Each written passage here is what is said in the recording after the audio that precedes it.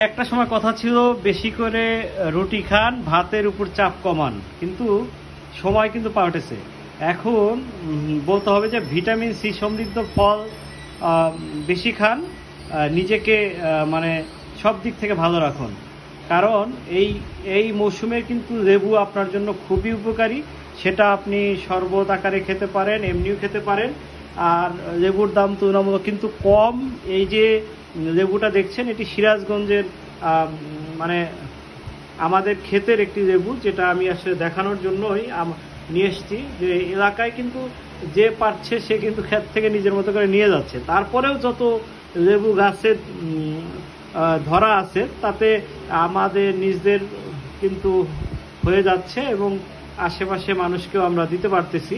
তো আমার মনে হয় যে লেবুর দাম কম, যে কারণে এই কিন্তু এর পুষ্টিগুণ, এটা কিন্তু ভিটামিন সমৃদ্ধ যে আপনার ঘাটতি সেটা কিন্তু পূরণ করবে। আপনি শরবত আকারে খেতে পারেন, ভাতের সাথে খেতে পারেন, অন্যান্যভাবে খেতে পারেন।